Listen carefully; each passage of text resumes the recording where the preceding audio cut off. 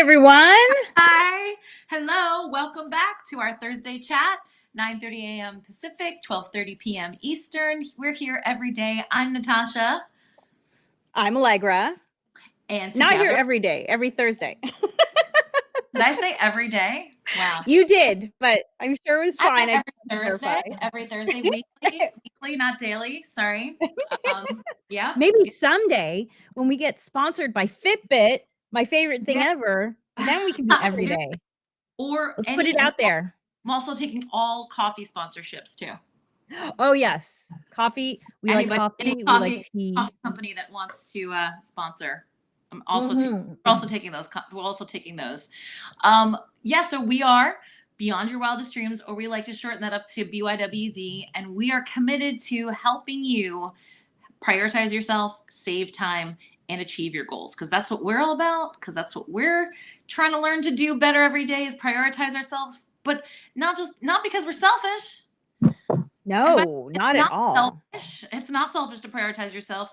It's because that just makes us happier humans and then just like better partners, moms, Better in all areas of our in all lives. areas. In all areas. Yeah. I'm today as one of those. I know I've talked before about the every 2 months or so my friend and I go and get a mani-pedi. Well, that's happening later today, and we're both excited because both our kids are, both of us have kids now back in school this week. And we're like, yes, we can do this again because we essentially didn't do it through the summer, and Mhm. it's more so about, yes, there's some self-care, but it's also like having that girl time, that friend time, that together time, that place time we can get to really catch up and things. Because, I can go a long time without a mani-pedi, and I not super motivated to go on my own unless Mm. event or some Yeah. kind of thing. I'm going to go on a beach vacation and I want, so I'm kind of lazy in that way, or at least that's not like a huge It's priority. just not your priority. It's not my priority. Yeah. I have friends Yeah. who do it very regularly. Cool. Awesome. But for her and I, yes, it's a way to like kind of pamper ourselves a little bit, but more she and I are always, she's like, this is more about you and me get together. And Right, that is it's a your form of quality time with her. self-care and prioritizing. Because something else came up for this afternoon, and I Mm. said it, because we had this on the books, and a little recap on why this works for us. I know this is almost like I'm just gonna, because I'm already on the topic, I'm just gonna put this in. The thing that has helped us really stay on top of prioritizing this way that we get together and the way that we get to pamper ourselves is by making the appointment with a third party, like the lady at the salon, Mhm. when we end our appointment. Right before that, we had been like, oh, let's just make sure we do it again in like 6 weeks or something. Great, girl, I'll text you. It literally never, it happened 4 or 5 months would go by and we never did that. So that's a little hack. Involve someone outside of the two of you. Yeah, And also and in do the it. productivity world, we call that fixing, right? You're fixing this priority as a date and a time in your Right. calendar, and it's Exactly. much more likely to happen when you fix it. Absolutely. And then if I have to, like, in order for me to move that, I have to call, cancel, that sort of thing, Mhm. as opposed to she and I just going like, when we have time. Because guess what? You won't find that time, right? We've talked about that many times before where like you've really got to go ahead and schedule it, fix it in, make it an anchor. I don't know, Mhm. anchor it in there, and then work around it. So that was game changing. We actually now do now we actually do this now about 4 times a year, essentially, at minimum 4 times a year, sometimes more, but at minimum 4 times a year we do this, and it's really great. It's super, and she and I. Well, and what I love about this story too is that you've also kind of automated Mhm. this appointment by getting into the habit of saying, "Okay, let's do the next one. Let's do the Yeah, next right one." then we book it right then. And the lady, now the receptionist there laughs at us because she knows she knows that we're gonna go scrolling through our thing, and anchor it down. She kind of laughs at us because we're always like, ain't gonna happen if we don't plan that now. I know this Does is she an laugh at you or does she thank you because she knows she knows. money will be coming in? Yeah, I mean, she's always just got a little smirk, because like I'm sure she has clients that come every week, and we're like 2 months from now we'll be back. You know what I mean? So Oh, probably like, I see, I okay, see. thanks, ladies. I guess um, but yeah, of course she's a lovely person, but she's always kind of like a little smirky, like, okay, 2 months, I'll see you in 2 months. You know? So You yeah, and your raggedy nails. right. Seriously. Oh My my god. nails are so raggedy because I like to garden, so I never get I d- manis. I did some Manicures. gardening yesterday. Me too. And I'm just like, and I don't even know. Like, I have cleaned under my nails like at least 3 times since I've gardened, and still somehow I'm like, how are they dirty again? Like, I don't even. Yeah. I'm like, what did I do? Like, there's just like new dirt appearing. Yeah, I did some repotting of some plants yesterday, because I was avoiding doing something else. Hey, Anywho, well, but gardening is self-care too. There's so much research on how good it is for our mental health. Just even like the microbiome or inside the dirt when it mm, touches our skin has been shown to be yes. good for Oh, us. for real. Yeah, Yeah. that's amazing. For sure. Like, and even just, I'm not even like gardening. I'm just like talking about replotting some plants. And then, there's this research about speaking to your plants and how that really does help them. And I've experimented with my fiddle leaf fig in the living room, Mhm. like not looking so great. And I gave it a pep talk, and I swear, like, telling you, Okay, like, wait. I wanna hear this. I wanna hear this fiddle leaf fern pep talk. okay, Tell me. it was just like, you're so beautiful, and you just make our living room so much more, just inviting, and I just love having you here, and you know what I mean, like that kind of thing. As I was, because those plants like to get dusty, like, we live in Mm. Southern California where like the air quality is not great. I mean, dust is like a thing, like I don't know, like, so that thing gets dusty, you know what I mean? Like they're just like big shelves for dust, so I was in there just like Mm. dusting it off and like wiping it down and then spraying it some water. And I was just like, you're so pretty and you're so beautiful. And I've always wanted a fiddle leaf fig plant, and I swear, like in the next week and a half, like 3 new leaves, super shiny, beautiful, you know what I mean? And I was just like, wow. And that was like one pep talk. I don't even do it every day, but when I do it, when That's I so great. I love do it, that. I swear, like that plant is so happy. I hope you can hear me. Consider this your pep talk. Yeah, I'm telling you, like, it's wild. It's wild. Wow, love makes things happy and grow. Mhm. Who would have thunk it? Yeah, I mean, everything's energy, Mm, Einstein said, so you're giving that plant good energy. yeah, and that plant gives it back for sure. There you go. So for those of you who might be joining us for the first time, we usually have a little chit chat at the top and then we get into a topic. Our topic today is creating an evening ritual to support sleep hygiene and a calmer morning. And we're going to get into it soon. However, I learned something new this week that I've been saving for today because like when I heard it, it was like, and so I wanted to share it here. Hmm. And have you ever heard of something called the doorway effect? Are you kidding me right now? Are No? you Did you kidding hear me? about it recently? Like 2 days ago, I looked it up Oh my God, because me somebody mentioned it in I don't know, some reel I saw or something. What is too. happening? Okay. That's so crazy. Oh I'm my not kidding. gosh. I mean, We yeah. Okay, okay, let's so go the, on. so Go the on. Go door on. so the doorway effect is, and I'm just going to read this definition. The doorway effect is a psychological phenomenon characterized by short-term memory loss when passing through a doorway or moving from one location to the other. So, you know how people say, I walked out of the room to the kitchen to get something and then I forgot what I went to get. All the The time. doorway effect can be partially responsible for this. All the time. 100. All the time. However, the other thing I heard was a way to use the doorway effect to your benefit. Did you see this too? Yes, this is the whole Oh reason. my God. This is the whole reason I looked it up, because they were saying use it. Use. What is happening? This is crazy. This We're is why, so aligned. for real. Yeah. So go ahead. The flip side of this. How can you use this to your advantage? Like, where's the So the brain flip side of science? this, yeah, the flip side of this, and this is something the video I saw had Michael Phelps talking about it. So when he is struggling with anxiety, he will use the doorway effect to his advantage by when he has a negative thought, he will walk through a door and he will say an affirmation so that it'll help his brain dump the negative thought and then plant the positive thought. Isn't that wild? Isn't that wild? Yeah. Yeah, I yeah, yeah. thought that was a brilliant combo Right? because the doorway effect, like, okay, that's interesting. But Yeah. then to use it in a proactive way to dump negative thoughts, It's crazy, that right? Yeah, because I've attributed that to, oh, old age. Like, I walk into the kitchen, I can't remember what and then you go back to where you were, and you're like, oh, you remember it, and hopefully by the time you come back again, you remember it. But yes, I thought the same thing. I was like, wow, that is an amazing way to use this phenomenon that is researched and exists and is not like it just happens. it's a thing that happens, and our brains just already behave that way. And if you followed us before, you know that we're total brain science nerds, and we love using it to our advantage. And this is definitely one of those things. This is so funny you bring this up, because I was literally going to say, Allegra and I should talk about this.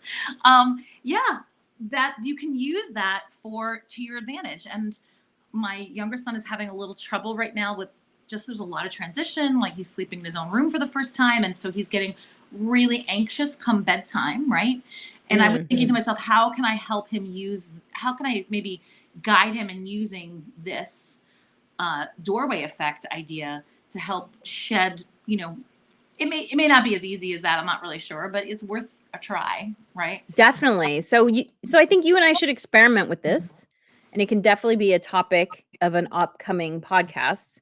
And we could talk about how our family has experienced it, because I definitely want this to become something that our family uses and, experiment with it. Yeah, absolutely. So if you out there have never heard of the doorway effect and are so happy now that there's a name for forgetting that you went to the kitchen for your scissors or whatever, and maybe you feel a little better knowing that this also happens to Michael Phelps, who is a decorated Olympian, and it's not just old age or whatever. So if that's a new concept to you, please jump in the comments and say that. And then also, if it's not a new concept, have you used it as a way to kind of cancel, delete, and have this new thought come forward? Yes. You're replacing it with this other idea when you have a negative thought, or that's really kind of amazing. Yeah. So have you tried doing it? Have you given I it haven't tried doing it yet. Oh, we have a comedian here who says that we should remove all the doorway frames in our house so that the doorway effect won't happen anymore. I Thank mean, you for that comment, yeah, Vishant. that's remove all doorway frames in your house. That is also a way to combat that. And then I was thinking, Yes. funny, because I was thinking that too. I was like, okay, so if this is something about how our brains work, like did cave people, like when they left their cave, like be like, oh, what did I come out here for again? I was gonna kill that saber-toothed tiger, but you know what I mean? Like, I was just wondering, like, has this been something that's been part of our development for forever? Well, I mean, Doorways. I was an anthropology major in undergrad, so I always try and relate things back to how we evolved. And, there's many periods in our lives where your brain goes through pruning periods, where it prunes information that it doesn't need anymore to make Mhm. space for other information. And Mhm. given the fact that, as we've discussed before, your brain takes up 2% of your body weight, but uses 20% of your calories, So crazy. I'm guessing your brain is just always looking for reasons to dump information, and so Yeah. it probably considers a change in location as, okay, new things to look for. Because really our brain's number one concern is keeping us safe. And when we're in our home or in a room that, that's one thing. It's thinking about the things that are going on, and once you feel safe, it kind of turns off and you can think about other things. But then when you move to a new location, your brain probably goes into, okay, wait, is this safe? I need to check this out first. Right. Like, just dumps. Yeah. Completely. It's like, we're out of that environment. No, Yeah. hang on to that information. Yeah. Yeah. Interesting. Really, really fascinating. Really. Yes. Yeah. Okay, so we'll come back to this topic because it is so up our alleys. And by the way, if you want to follow all the things we do, we send out weekly newsletter, we send out free printables. Go to bywdreams.com That's beyondyourwildestdreams.com, bywdreams.com. And yeah, stay up to date with everything that we've got going on. But now for our topic. Yes. Again, this couldn't be more timely. Aside from that, the last topic being something that was just synchronized, this is super timely. We had a rough morning, and it's only the Mhm. 4th day of middle school and high school, and it was a rough morning. It was a rough morning. Yeah. So let's get into it. So we're talking about creating an evening ritual. So if you're familiar with our bouquet of books, you know that one of our books, Rock Your Morning, is all about taking control of your morning by having a morning ritual. However, we do discuss in the book the benefits of an evening ritual to support your morning ritual. And so we're going to focus right now on an evening ritual in order to support something called sleep hygiene. Now, what is sleep hygiene? Sleep hygiene is all about ensuring that you set yourself up for a good night's sleep, because when you're sleeping, that's when your body and brain, right, your whole body, your brain is part of your body, but I'm just saying body and brain have the chance to repair themselves. And studies have shown actually that, there are different stages of sleep. Your brain actually locks in different memories depending on what stage of sleep you're in. And studies have shown that if you're not a deep sleeper, so apparently light sleep is when you lock in bad memories, but Ooh. deep sleep is when you lock in positive memories and learning. So, if you know someone who struggles with sleeping deeply, they may also tend to have a more negative recollection of the things that went on in their day, and also they might have difficulty cementing any learning that took place that day. So, they talk about how important it is to really ensure that your sleep is going to be good by having a ritual that prepares you for sleep. Okay, so what can some of the things be in your evening ritual to do that? Well, one of them is something we talk about all the time, which is making your bed. Mhm. Which seems crazy, but it really does. Yeah, because making your bed is something you do in the morning, and it takes me less than 30 seconds to make my bed because I have a pretty simple bed layout. And however, they've shown that when you unmake your bed, it actually primes your brain for a better night's sleep because you're sending a signal like, "Oh, I'm getting ready for bed." Now, here's the thing. It's possible to kind of undo that benefit if your brain starts to associate doing other things besides sleeping with your bed. So, for instance, if you're scrolling or watching TV or doing anything else that is really stimulating for your brain, then you're kind of undoing your sleep hygiene Right. And routine. so, as you know, this is not news. Like having a screen curfew, a hard no more screen time, is a huge help to having a better sleep diet or a sleep routine or hygiene. Mhm. Uh, Especially the blue light situation, right? Which helps, which inhibits the release of melatonin and doesn't help you have a good night's sleep. So for sure, not having screens in your room, right? Not having a television in your room, or and not having, your phone or your iPad or whatever in bed with you. My kids, they have watches, but those get charged outside of their rooms because I don't want them to be tempted to get on and like, Yes. wake up and text a friend or whatever. I mean, they're not going to be doing that at midnight, but who knows? Like, I just don't want them to be tempted to do that. I struggle with that. I struggle with making sure I don't have a screen near me. I experimented this summer with charging the phone in a completely different part of the room, like a way far away from my bed, Mhm. because I've made the excuse to myself before. I'm like, oh, I really like to have some kind of meditation track or sleep binaural beats to help me fall asleep, that kind of thing. And I've gotten myself into the habit of listening to something as I fall asleep, but I have lied to myself and saying, oh, I'm just going to go look up this little YouTube video that I've used before that has helped me fall asleep, and put that on and then use that to fall asleep. And next thing I know, I'm in shorts and I'm whoop, whoop, whoop. So like that Mhm. has, you know, um, when I keep my phone charging way far away from my bed, while like either in the bathroom or like just the other side of the bedroom, essentially, lo and behold, I'm able to go to sleep. And I just use these Bluetooth headphone eye mask thing, which is like my favorite thing on the planet. Um, So your yeah. phone can be outside of the room, but you Yeah, can have your thing playing. these things are amazing. It's $20. It's a full eye mask. I'm very light sensitive too. So like if I don't have an eye mask on, I wake up at the first little sliver of light that permeates the room. So I'd be sleeping with an eye mask regardless. But they also have these flat, comfortable Bluetooth speakers. And I'm sure it's probably not great to be sleeping with Bluetooth speakers next to your head, but way more comfortable. I was doing AirPods at one point, which is a horrible idea because your ears are not meant to do that for that long a period of time. And it's super comfortable and it works really, really well. I still get to have that in my ear. Still get to have those binaural beats, which help me fall asleep. And I don't need to have the phone in my face, which doesn't help.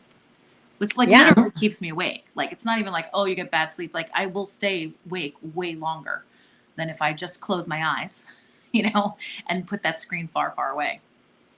I'm asleep quickly. If I have the screen in my face, it could be hours.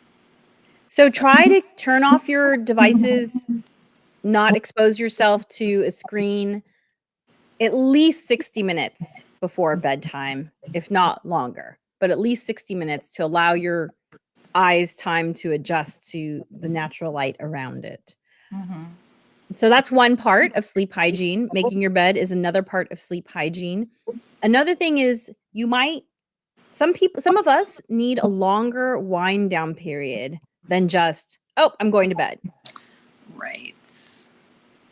So for me personally, I am not someone who needs a long wind down period.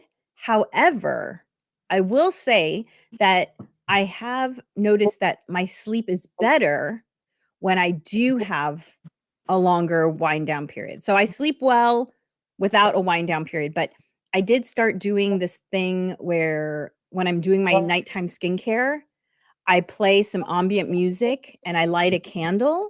And I have found that the ritual of the candle and the music, it just calms me down even more so that when I do get into bed, I'm just out and I'm sleeping deeply so much faster. So even if you're not someone who needs a long sleep ritual in order to get to sleep, you might want to experiment with a slightly longer sleep ritual and see if you're getting better quality sleep because better quality sleep has also been correlated with better cognitive health because as we mentioned, that's when your brain's repairing yourself. And this is so important if you are, especially if you are a, perimenopausal, postmenopausal woman, because there are a lot of cognitive decline issues associated with the change in hormones. And if you're experiencing it, then you know that sometimes those changing hormones affect your sleep. And so you really need to do everything in your power to make sure that you're sleeping well so that your brain has time to repair itself.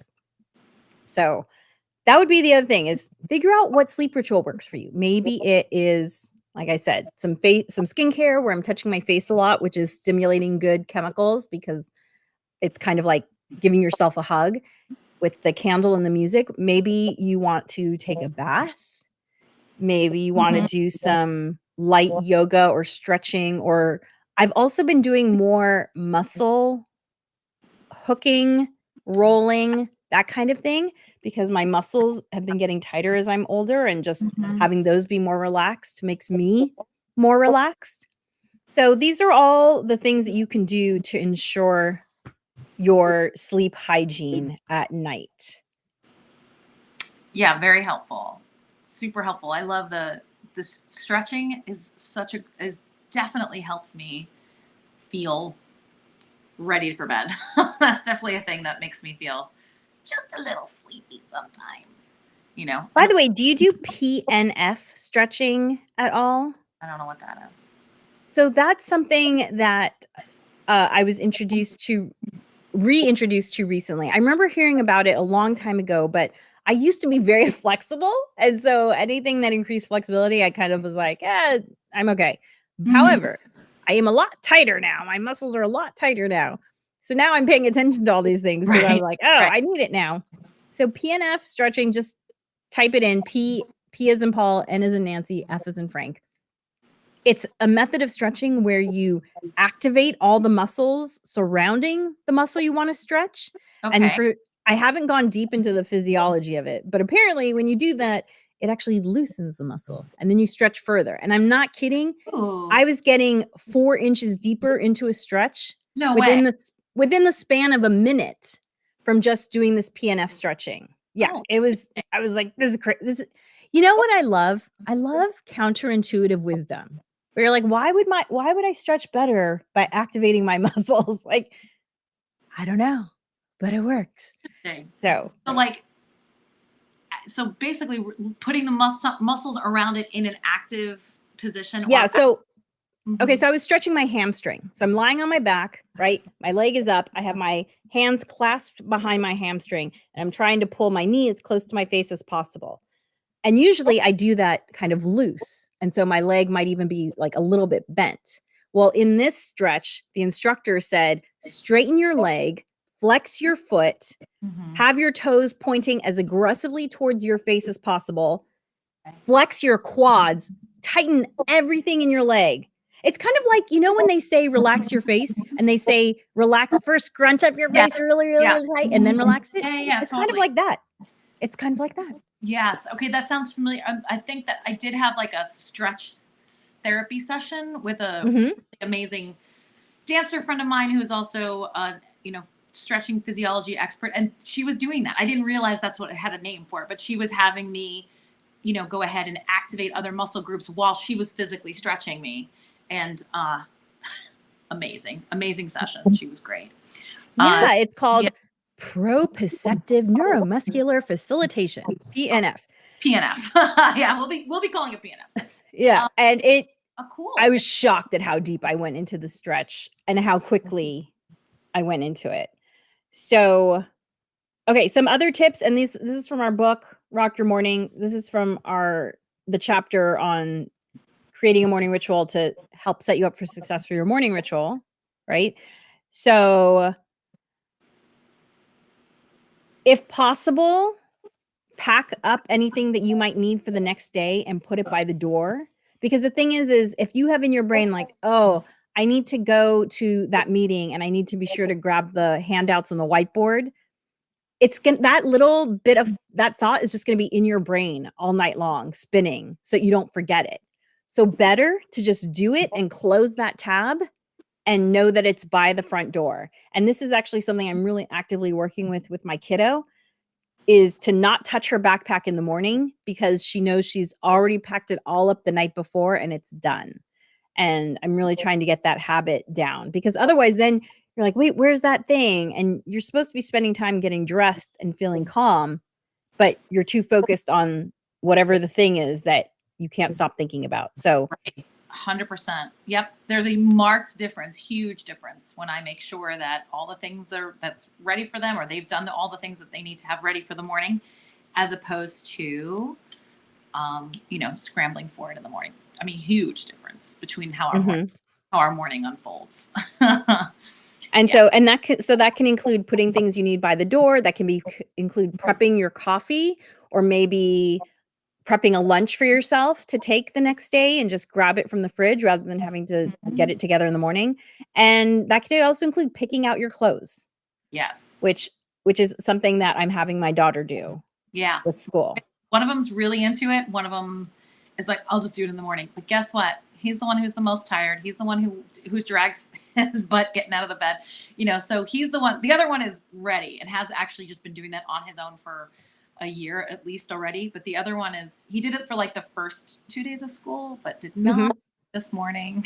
It just, yeah. So just getting into that habit. And Saves um, so much time. if you listen to I think it was our not last week's episode, but the one before, the Thursday before, where we talk about like daily trackers or weekly trackers or that kind of thing.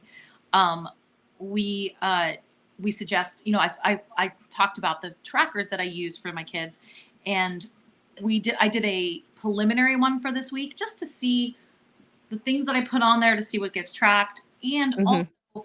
to see where I was kind of joking 2 weeks ago, just saying, "Oh, I put it all on one tracker now. I used to have an upstairs tracker and a downstairs tracker, and it looks Right. like I'm going to have to go back to that." So I didn't Mm. laminate my tracker this time yet because I was like, "There's going to be changes. There's going to be things that I'm going to switch around and prioritize. Oh, these are things that they're already doing. I don't even have to put a tracker on that. But oh my goodness, this other thing that I'm finding myself asking about every morning needs to get Right. on there." So I've been putting notes on it and so forth. And it looks like I'm going to have to split up the tracker like I did when they were like in early elementary school, which was like, there was a very simple one that was like, don't go downstairs until you have, done these things, right? Mhm. And it looks like I'm going to have to do that. So I'm just kind of shifting things around a little bit and making sure that, that some evening things that happen upstairs need to get tracked, whereas I had them on the tracker downstairs. And guess what? They get missed. And one of those is Right. putting out your clothes the night before. That needs to be upstairs. That needs to be up where the clothes be Right, put. where the clothes are.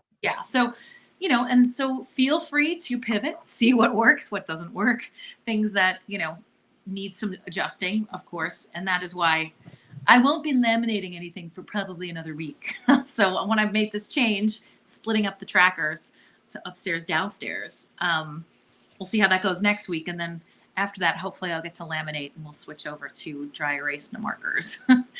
Yeah. So, And there's experimentation coming up with your whatever evening ritual supports your sleep hygiene and your calm morning. There's gonna be experimentation on your part. What works for you, what doesn't work for you, mhm, what's essential versus what's nice to have. Because there are nights when I stay out late doing a comedy something, and I don't get to do my music and candle skincare routine. mhm. But that's not a must, that's a nice to have, Yeah. although Yeah. I feel like it's starting to become a must, but anyway, I don't do that many nights a week, so and Nice. then another idea is journal writing, and, writing about both the positive and negative experiences of the day or maybe something you've learned that you wanna process. For instance, when I heard about the doorway effect, I wrote it down immediately because I knew it was something I wanted to keep, and, brain science shows that when you write something down, you're much more likely to remember it because there's this connection between your hand and your brain. So, it's a great way to process things. If there's something that is bugging you about the day, get it into your journal so that you're not lying there stewing in bed. Get it Oh, out so that yeah. you can relax. That is that's a huge asset to like not have something stewing. Oh my goodness. That's Mhm. a great tip. Hmm.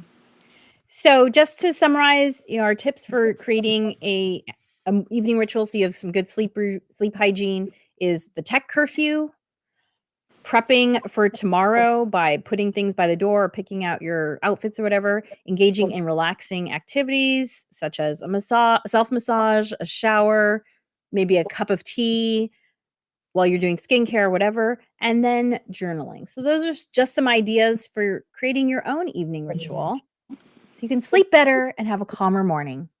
Yeah. Hopefully you do. Hopefully everyone in your house does. Hopefully everyone gets on the same page with doing an evening routine to help the mornings go more smoothly. Let us know So what thank you. comments, and we'll look forward to seeing you next week. Yeah, so comment wherever you're watching, and as always, if you wanna hear the audio only portion of this, it will go up as the next episode of the Harness the Power of Planning podcast, which you can get wherever you listen to your podcasts, and to follow us and get our emails, go to bywdreams.com and sign up for our newsletter. Dream wide.